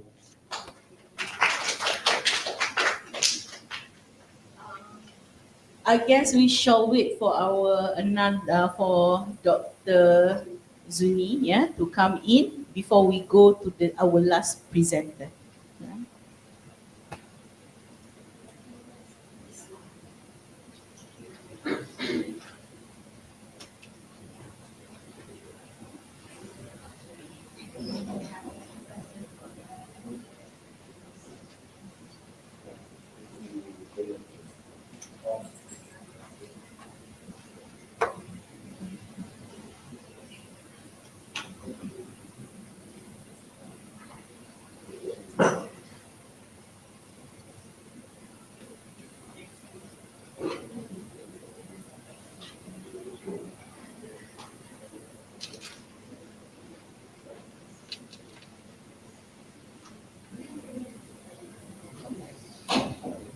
Okay, I would like to welcome Ms. Niwashini Nambiar, anak perempuan Aravindan from SMK Mutiara Rini with her title Enhancing Classroom-Based Assessment CBA performance in English by using digital applications through Flipped Classroom?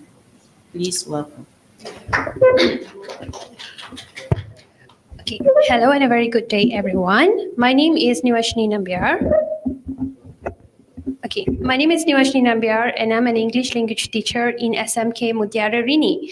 All right, so I would like to present my action research which I converted into digital poster entitled Enhancing Classroom-Based Assessment, CBA Performance in English Language by Using Digital Application through Flipped Classroom. So as a teacher, as an English teacher, I faced a very horrible problem with my students. I'm sorry.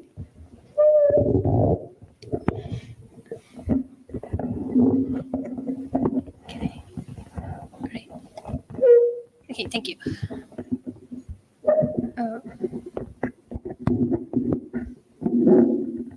Okay, I faced a really horrendous problem with my students, whereby most of my students, they don't like English language at all. For them, English is an alien language. So I was thinking, what can I do as an English teacher to improve their performance in the classroom? It's more like not about examinations or anything, but to make sure they love the language.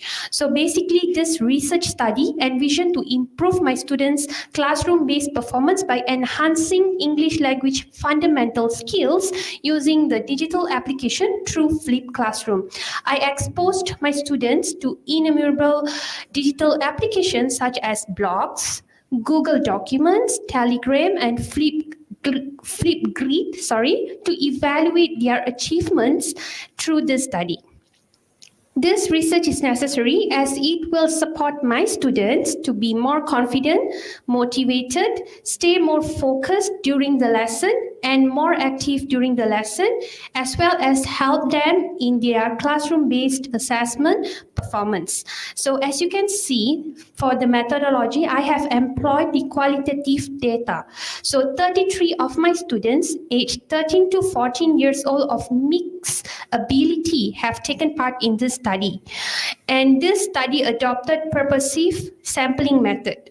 I've collected the data through an interview sessions by giving them a survey, observation during the activities, and document record through their formative assessment and for each fundamental skills. So for the planning stage, as you can see, the digital poster is as well.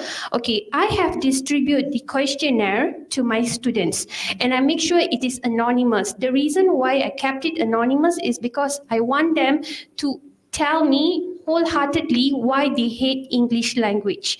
So when it's anonymous, I get the feedback in paragraph. Okay, yeah, that's the truth.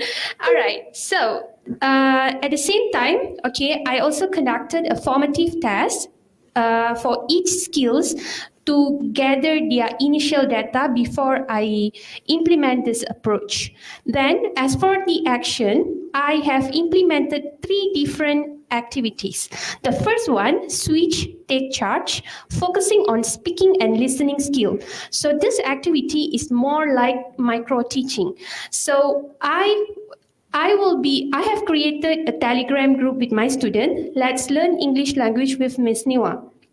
2 days before the lesson, I will be sharing the lesson objective and the topic that we are going to learn, as well as the videos and also some reading materials related to the topic. So how do I make sure my students watch the videos or they already read that respective topic? Before we begin the class, there will be a session, a short quiz session by using quizzes or Flipgrid. So all the questions that I have created based on the video or the reading materials. Then my students, I will be selecting students at random. So for that, I use Class Dojo. So in Class Dojo, we have a features, apart from giving them rewards, there is a features where we can select students at random who will be doing the presentation.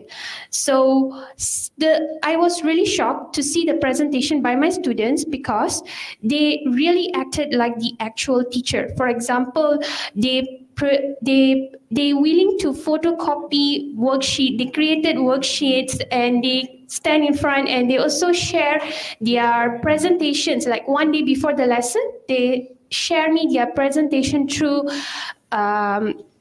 Telegram. They actually created slides using Canva. They even ask questions. They consider me as a student in the class. They even ask questions to me. And as a teacher, I act as a facilitator there. The second activity is collaborative writing, whereby I will be giving them a topic. I will be creating the Google document and they need to write an essay. And besides that, there will be peer corrections, means students from different groups can highlight the errors created by this group students. So student group A and group B. So group B can go to group A's document and highlight the mistakes created by group A. Okay, the third activity, share your thoughts in 1 minute using Flipgrid applications, also focusing on readings, speaking, and also listening skills. Okay, this Flipgrid is very interesting because I have realized most of my students have TikTok and everything. So I told to them, instead of you guys posting weird videos in TikTok, why not you guys try to do videos using Flipgrid and share among your friends so they can go and comment at the same time. I also can view your videos and evaluate your speaking, listening skills. So basically, I'll be giving them a topic. For example, a reading material, very short reading material. Based on the reading material, they need to, or they required to do a video. So it was quite interesting to look at their videos because suddenly there will be pictures and etc. Very creative. So the result, the usefulness of the activities that was identified through formative assessment. So I created another assessment towards the end. So the gap 6 months. So after 6 months, I gave another assessment to the kids, and honestly, their performance level really increased. And also, they're no longer sleeping in my class or playing truant or finding excuses to go for marching or toilet for 1 hour. So. Okay, so as you can see for the findings part, based on the assessment results, students' performance level for each fundamental skills tested very poor. So most of them get band 1, band 2, and band 3. None of them get band 4 or band 5. So after I use all those digital applications, and also flip classroom model, I have realized none of them get band 1, band 2, or band 3. All of them are between band 4 and band 5. Okay, so for the discussion part, okay, the approach that I've used to increase the classroom engagement and enhance their CBA by using digital application through Flip Classroom helped a lot. Okay, the students are very thrilled because they could score better than last time, and the classroom is no longer dull as how it used to be. They are very noisy, and it's a very quality noisy because they will be like, sharing their thoughts. Teacher, I want to share my thoughts. Okay, and I can say very tremendous improvement among my students. Okay, they're no longer using mother tongue. I cannot hear Bahasa Cina, Bahasa Melayu, or Bahasa Tamil during my lesson. They will try their level best to speak in English because I'm using Classroom Dojo. So Class Dojo, I will award them points. It's like a reward system. So each time whenever they speak in English, they will get 2 points. If they speak in their mother tongue, 5 points will get deducted. All right, so I have realized that teaching methods plays a very important role to increase their performance during the lesson. So the usage of digital application in my classroom brought the fun factor during the lesson. As a result, students are taking part in the classroom very actively. And I also realized Flip Classroom methods encourages my students to teach and acquire the concept from one another under the supervision of me as an English teacher. So obviously, it's a fantastic approach to get my students to involve, create the classroom session, and also cultivate the feeling of responsibility. As a conclusion, the usage of digital application through classroom enhanced my students' performance skills in each fundamental skills. It allows my students to use material given at their own pace, so they don't feel pressurized to learn English. And I also hope that my study will provide some insights for future research. As a teacher and also researcher, I have realized that before I incorporate this method into my student, I only expose to them one source of knowledge, and they depend on me. They depend for everything for me. But now things changed. So as a teacher, I have also learned that my students can do many things with flip learning and the usage of digital application. They could explore more and more, keep learning, as well as their achievement improve drastically and motivated. Thank you. Thank you so much, Ms. Niwashini. Okay, any questions from the floor?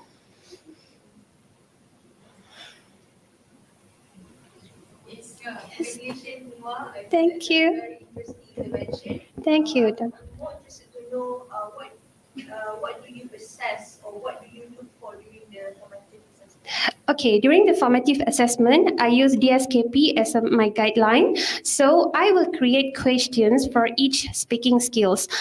For example, speaking skills, listening skills. For listening skills, I try to get the material from British Council because we are using the CEFR aligned syllabus, right? So I will test them, and based on that test, I could see that the changes. I still keep their before and after. So before, if for writing skill, if this respective students come out with only one paragraph, after they manage to come out with the 3 paragraph, and there is a very nice storyline, and they also use some nice words, phrases, idiomatic expressions. So it's nice. So I could see. I always use my DSKP as my guideline. So I always refer before I make the assessment. I write it down. Thank you. Any other questions? This product actually focuses more on improving the motivation or the speaking skills?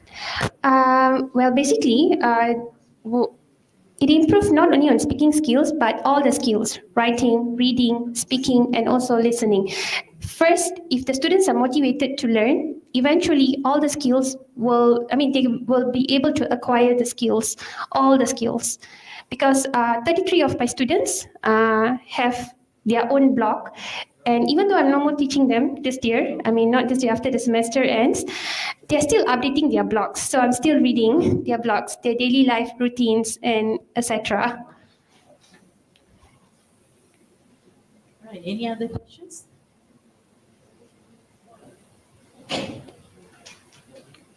Hello, congratulations. Just one question. Do you think that your what you've presented here this is in English for English classroom? Do you think it can also be used in other subjects, other classrooms? Yes, can. Okay, I think since it's language, so I think the exact approach can be used in Bahasa Melayu or any others. It's all depend on us how we are utilizing the applications in the classroom. Most importantly, we need to believe in our students. I don't like to judge them. I always believe, and I know that they can do it. So when we believe in the students, they will have that sense of responsibility, and definitely we can see a great improvement. Thank you. Thank you. Thank you, Ms. Niwashini Nambiar, anak perempuan Aravindan, for the presentation. And that will wrap up our poster presentation for today. All right, but before we leave, I think I would like to call upon our judges. Okay.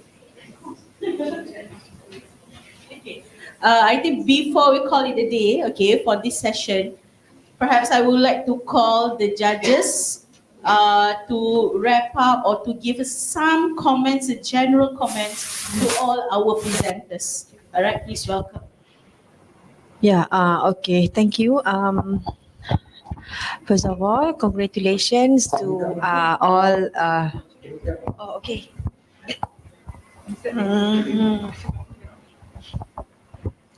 Okay. Thank you. All right. First of all, I'd like to congratulate to all presenters for a job well done. Okay, great ideas and innovations that we have seen today. All right. I'm representing them, and these are some of the things that we noticed in your presentations. One is this is a poster presentation. So of course the focus will be on the poster, the design and how the information is presented on the poster. So it's very important to arrange the layout of the poster so that they are eye friendly, okay, not cramped. So in terms of choice of colors, and also the amount of information, so you don't cram everything in one poster, right? And then secondly is the judges also would like to strongly recommend, some of you have come out with very good innovations, so go for IP. And then and third, I also noticed recent publications cited in your papers as well. I think we don't really do much justice because given the limited time for us to look at the poster and the extended abstract and listening to your presentation, so it's like kind of, but anyway, we've tried our best, I believe. But I managed to notice some recent publications cited. This is also another thing. And some of you have managed to tied up the problem statement. You have stated your problem statement clearly, and also using the right. Most of you applied action research. Okay. However, I also noticed case study. Okay, so that's good, and also survey. Okay, so justifications for the research approach. Okay, and how the choice of approach, whether it's case study or survey or justification in terms of your data collection, in order to derive your findings as to come to your conclusion. Even though in some papers we notice it's like personal sharing, but it is your presentation is substantiated by research, and also there is a strong tied up between all this. Okay, because you have to remember that this is at this level, this is what we are looking for. And also the way you present, I guess that's it. Anything else? Did I miss anything? So IP and all that you mentioned, right? Okay, yeah. So you have great ideas, go for it. And also publish. Yeah, okay. So good luck, and I look forward to see your papers to be published. Okay, so thank you. All right, thank you, Dr. Wan Zumusni, okay, Benti Wan Mustafa. I would like, on behalf of ELTC, I would like to say thank you to all, okay, for your insightful presentations. Yeah, as what Dr. Zumusni said just now, hopefully your journey doesn't end here, and you will get it published. All right, just a little bit of promotion here. We all come from Research and Innovation Department from ELTC. That's why such presentation for poster, which is so academic. But we would like to promote ourselves. We do academic paper consultation. We publish for free. Yeah, for free for all of you, and it's go to national level, our publication, and it is cited in my site journal. You can check it. Yeah, so just a little bit of promotion here for all of you. If you are interested to publish, you can always contact us at Research and Innovation Department.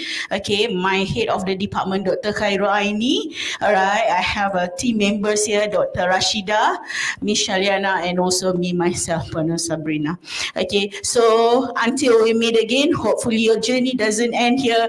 Thank you very much. And a reminder to all that tonight we have SIG slots. So basically, we'll talk about assessments, a 1 hour sharing, which will be good. We bring them everywhere, okay, from Malta, from universities, all these experts.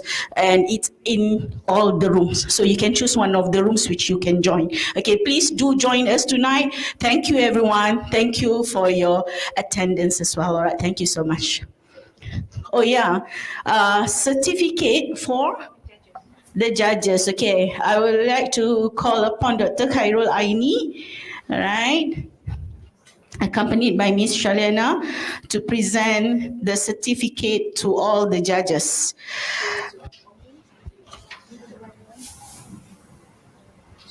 Okay, I would like to call upon our first judge, which is Dr. Wan Zumusni Wan Mustafa.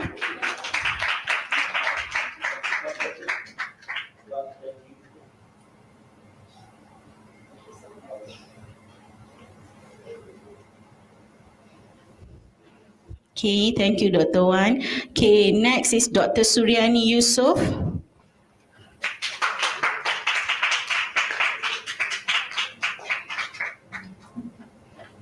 Thank you, Dr. Suryani. And last but not least, Professor Madya, Dr. Rami Aida Daruni.